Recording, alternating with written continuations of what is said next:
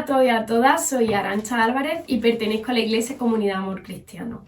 Soy maestra de educación primaria y actualmente estoy trabajando y coordinando el proyecto socioeducativo CRECE, que pertenece a la asociación Aperfosa, que es la asociación de la Iglesia, junto a la organización Caravana de Esperanza. Nos enfocamos en poder ayudar a familias y a la infancia en riesgo de exclusión social, y lo que hacemos es brindarles estrategias y herramientas para el enfrentamiento de su vida diaria.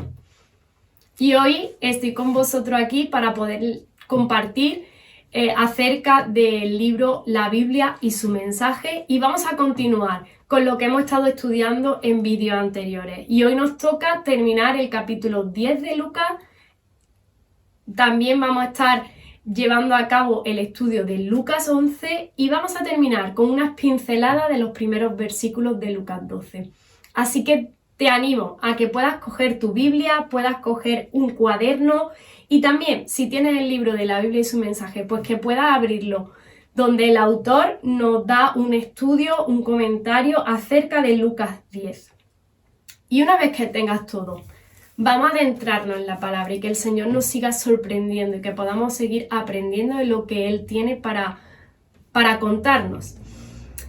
En Lucas 10, versículos 21 y 24, nos encontramos un acontecimiento que el autor del libro titula La alegría del Hijo.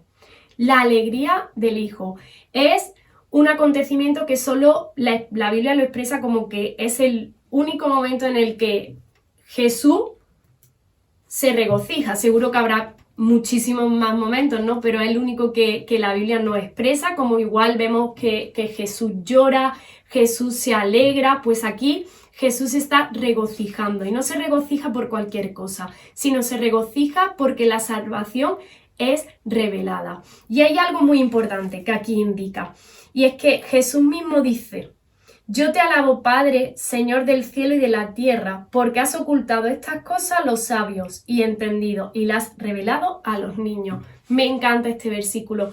¿Significa que Jesús le está diciendo a Dios que solamente se ha revelado a los niños pequeños? No.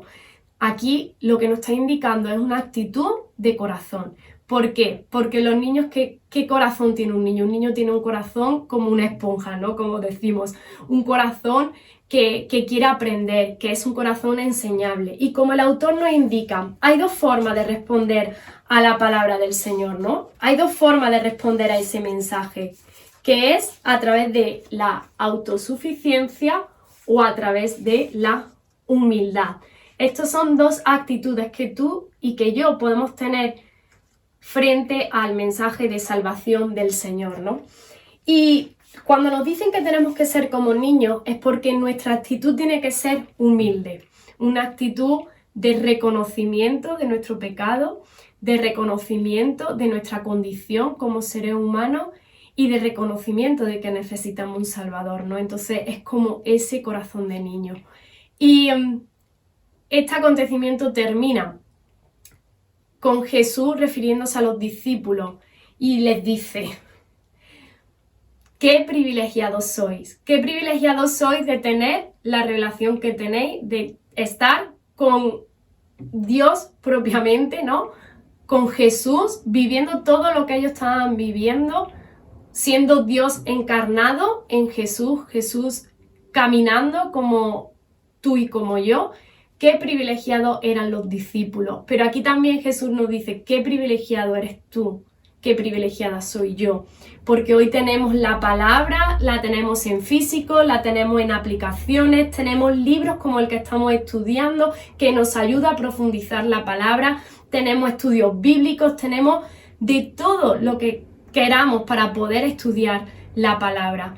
Qué privilegiados somos, ¿no? Y esto también es lo que hoy queremos dejaros a vosotros que nos estáis escuchando. Qué privilegiados somos al poder tener todos estos materiales para poder profundizar en la palabra. Y vamos a una historia muy conocida, el buen samaritano, que el autor del libro lo titula ¿Qué es amor? ¿Qué es amar? Y en esta historia, que es muy conocida, vamos a ver algunos aspectos importantes. Primeramente, es que la historia es una respuesta a una pregunta. A una pregunta que le hace un sabio de la ley. Uno que se sabe la Biblia de pe a pa, de la A a la Z. Se sabía también la ley que preguntó, ¿qué hay que hacer? ¿Qué hay que hacer para recibir la vida eterna? Y Jesús le dice, vaya pregunta porque tú mismo sabes la respuesta. Y en sí, él se responde a esa respuesta, ¿no? Y dice, ¿no? Amarás al Señor tu Dios con toda tu alma, con toda tu fuerza, con toda tu mente y al prójimo como a ti mismo.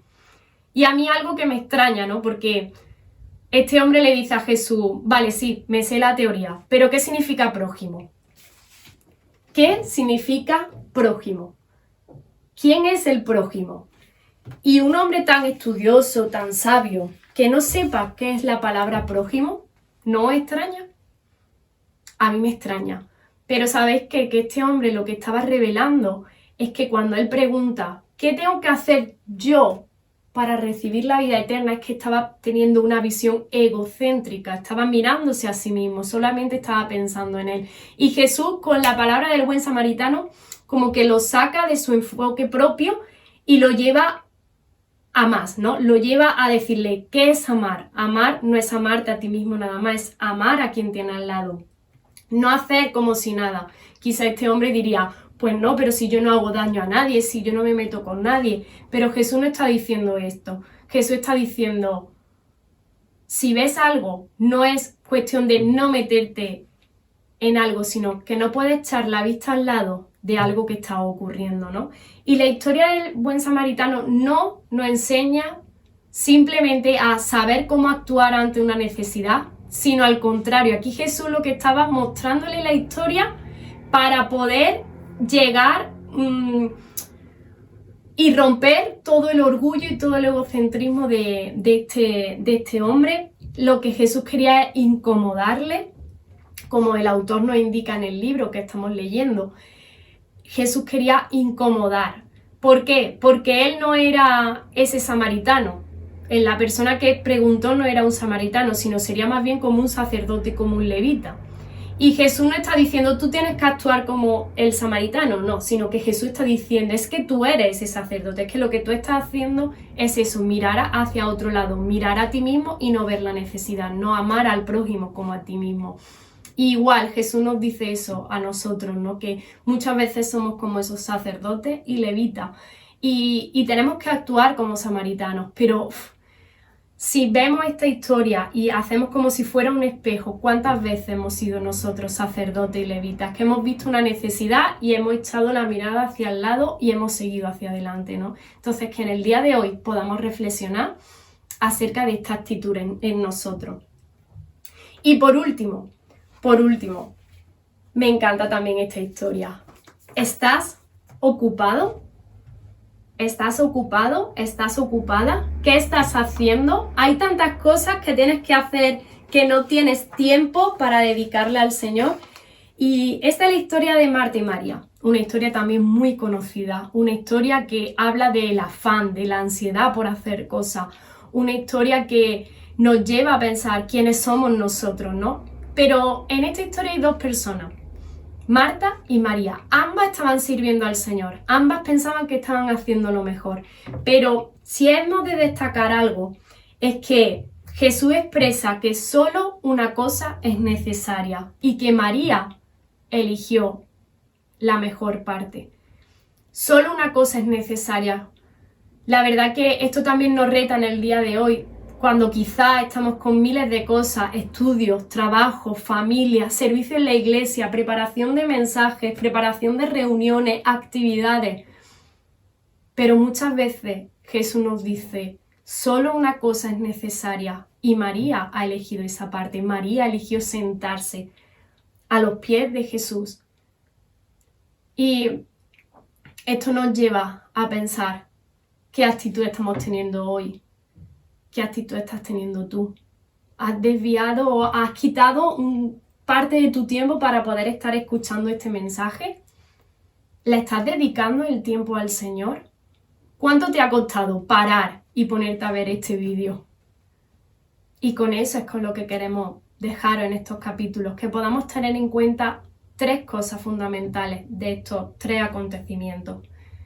Hay que tener una actitud humilde como la de los niños. Tenemos que reconocer y agradecer que somos unos privilegiados. Cuidado con esa actitud de sacerdote o levita que echamos la mirada al lado. Y por último, recordemos que solo una cosa es necesaria y que tenemos que aprender a elegir la mejor parte.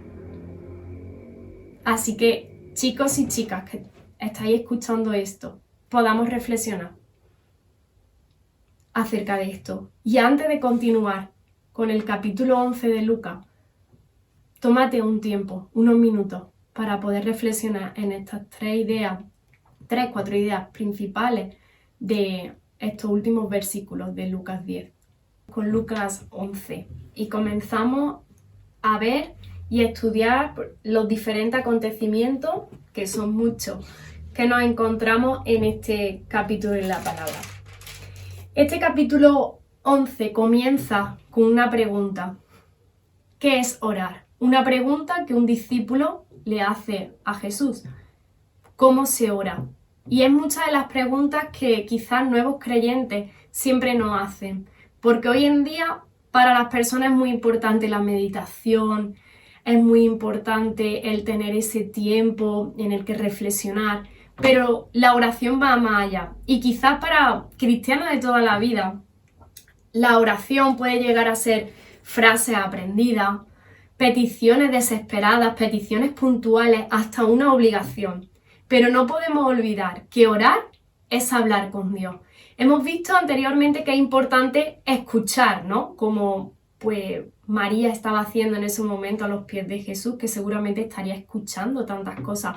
O como vemos en muchos capítulos de la palabra, donde los discípulos, hasta los fariseos, escuchan lo que Jesús está enseñando. Pero es también muy importante orar. Y en esta escena, este discípulo le pregunta, ¿cómo se ora? Y el modelo de oración es una de las oraciones más aprendidas, seguramente más oradas, más practicadas, que es la oración del Padre Nuestro. Una oración que muchas personas la toman no solo como modelo, sino que la repiten día a día, ¿no? Y Jesús aquí le estaba diciendo al discípulo, esta es un modelo, esto es lo que hay que tener en cuenta para orar. Y es importante tener en cuenta que empieza la oración de la siguiente manera. Padre nuestro, que estás en los cielos, santificado sea tu nombre. Padre nuestro. Y algo aquí que me llama la atención es que no hace referencia a un padre cualquiera. Habla de Padre nuestro. Y aquí entonces el Señor nos está dando o nos está recalcando nuestra identidad como hijo. Tú y yo somos hijos e hijas de Dios.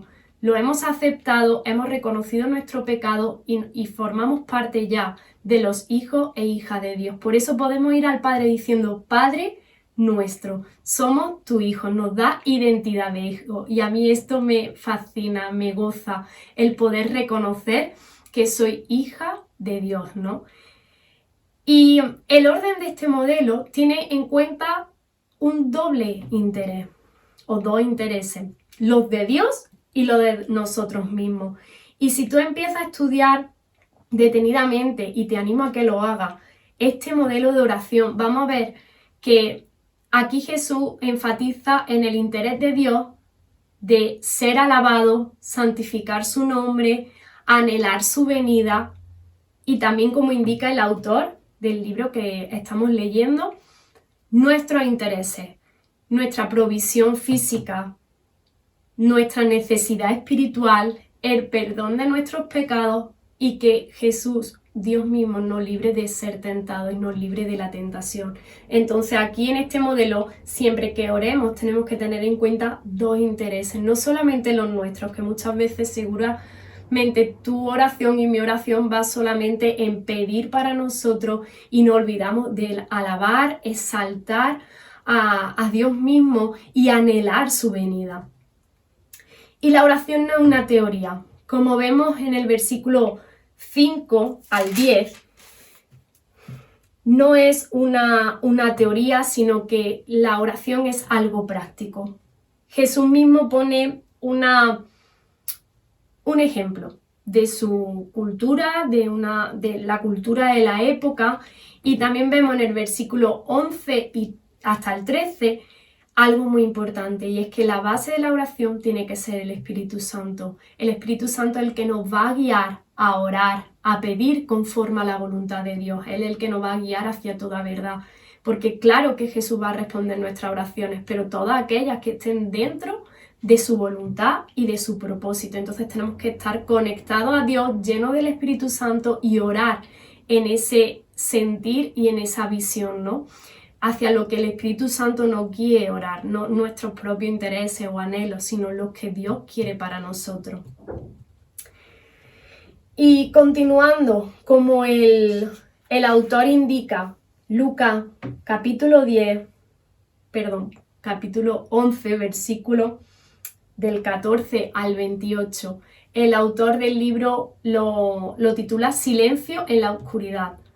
Y aquí nos ponen ya, podemos ver un tema que quizá a alguno nos pueda poner más nervioso, algo que nos saque de nuestra zona de confort, de comodidad, y aquí nos habla claramente la palabra de que existe el bien y existe el mal. Existe el diablo que viene a fastidiar los planes de Dios, y nosotros como hijos e hijas suyos tenemos que estar pendientes, tenemos que armarnos, como la palabra en otro momento dice, ¿no? Con la armadura de Dios. Y el diablo, dice el Nuevo Testamento, que aquel que no conoce a Cristo vive bajo la esclavitud y la ceguera del diablo, ¿no? Y que Jesús es el poder para liberar esta ceguera. El Evangelio hace referencia a que hay alguien soberano, más fuerte, que hace como ocurre con el hombre de la historia que leemos en estos versículos, que trae victoria. Y que la única manera de reconocer esa victoria es destapando esa venda y trayendo luz. Y Jesús es la luz que alumbra, Jesús es la luz verdadera. Y los versículos 23 y 26, Jesús es muy claro: o estás conmigo o estás contra mí. ¿Estás en mi equipo o no lo estás? Aquí no hay entre medio. Y como el autor indica, ¿no?, en el libro, no hay personas gnósticas. Eso que dice, pues yo no sé si Dios existe o no existe, si existe el bien o existe el mal. No hay personas indiferentes. O crees o no crees. No hay algo intermedio. Y los versículos 24 y 25, ¿a qué hace referencia? ¿A qué hacen referencia estos versículos? Es que el que escucha al Señor está queriendo reformar su casa. Pero si no dejas que el Espíritu Santo more en nosotros, pues se podrá llevar una vida moralmente buena, se podrá llevar una vida de iglesia, pero sin conocer ni reconocer la obra del Espíritu Santo. Y esto es muy peligroso. A veces somos también como esa mujer que aparece en estos versículos, que bendijo a la madre de Jesús, ¿no? Pero la respuesta de Jesús desenfoca totalmente, ¿no? Dice, bienaventurado aquel que oye la palabra y la guarda. Bendecido no el nombre de la madre de Jesús, sino bendito, bienaventurado aquel que se guía por la palabra, que guarda la palabra, que la medita y la lleva a práctica, ¿no? Él es el que venció al maligno, Él es el que nos quitó la ceguera, Él es el que liberta a los cautivos. Y ahora, por eso, tú y yo, hombres y mujeres de toda la tierra que reconocen esa salvación, pueden hablar a otro y proclamar la salvación para la extensión de su reino. Y ya llegamos a Lucas 11, versículo 29 al 36, que es lo que el autor titula Señales. Señales. Este versículo nos llama la atención porque a veces demandamos señales de Dios cuando Dios continuamente está glorificándose, nos está mostrando su gloria Y Jesús mismo estaba allí y había personas que querían más demostraciones, más señales. Él estaba haciendo la respuesta a profecías, a oraciones, pero no todos lo reconocieron ni todos lo recibieron como tal. Por eso Jesús hace referencia a la historia de Jonás, una historia muy conocida, y el autor del libro nos lanza dos preguntas. ¿En qué sentido Jonás era una señal para ese momento? Y Jesús, ¿en qué sentido es una señal para esta generación? Y es que Jesús dejó la presencia del cielo como Dios y se hizo hombre. Se ofreció como sacrificio, fue arrojado a lo más profundo, se levantó de la muerte y trajo un mensaje de salvación. Con Jonás, al final, Nínive se arrepintió y aun cuando Jonás ni entendía esa misericordia de Dios, ni quería en primer momento, fue usado por Dios para salvación. Jesús mismo es usado. Jesús mismo es la salvación para el hombre y la mujer, para toda la humanidad. Jesús es la salvación y es juicio.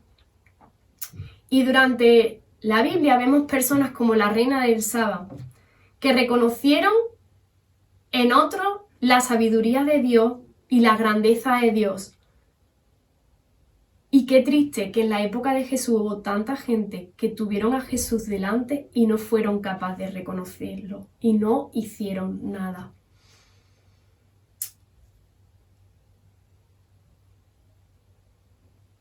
Por eso, aquí en el título de la palabra te puede poner: la generación perversa demanda señal. Una generación que demandaba señales y tenían a Jesús mismo delante y no eran capaces de reconocerlo. Después continúa Lucas, versículo 33, capítulo 11, que habla acerca de la luz. Y es que te dice que la luz existe para alumbrar y que la luz, una linterna, tú no coges una linterna y la tapas. Si tú necesitas una linterna para ver, tú la linterna la tienes lo más alta posible, ¿no? Nunca lo vas a tapar, nunca la vas a meter debajo de una mesa. Esa luz llega para alumbrar tu vida y para alumbrar mi vida. Y esa luz es Cristo, no hay otra.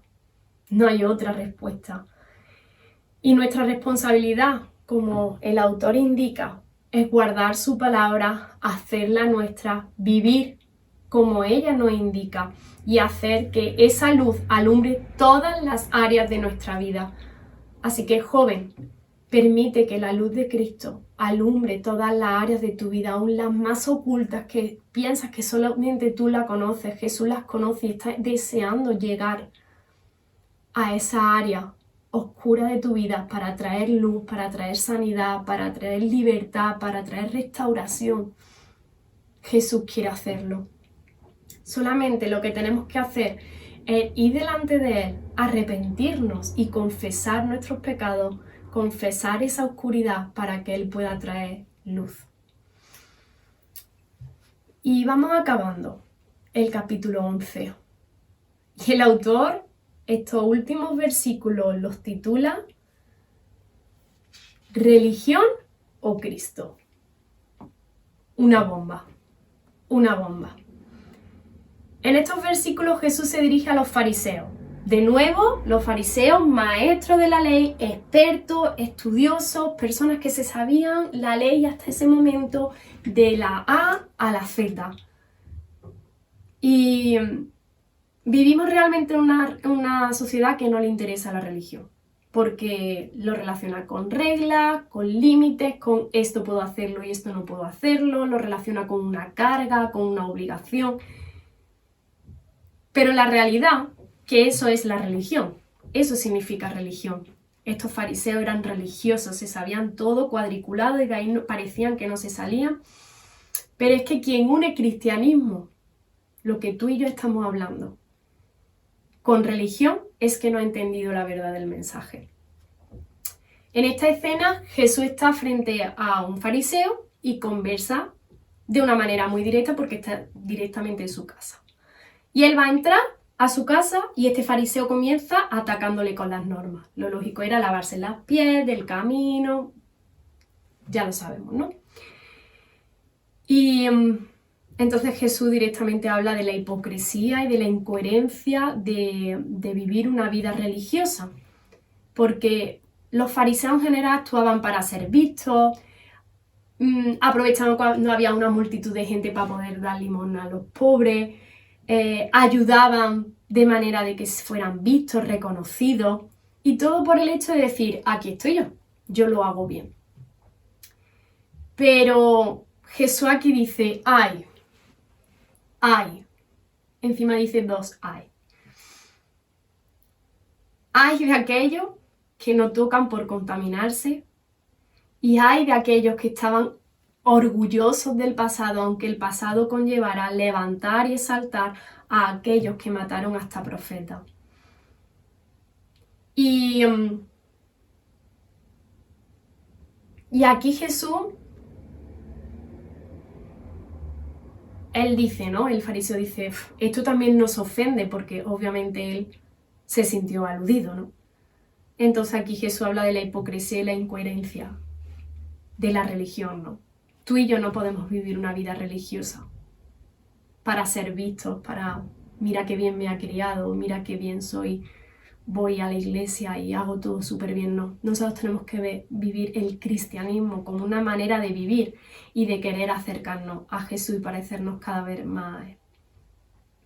Y cuando acaba con los fariseos, no solamente Jesús se queda con los fariseos, sino que se dirige a sus discípulos y le dice, guardaos, cuidado. Y por eso, chicos, cuidado por dejarnos influenciar, cuidado con por querer ser igual que ellos, con convertirnos en religiosos.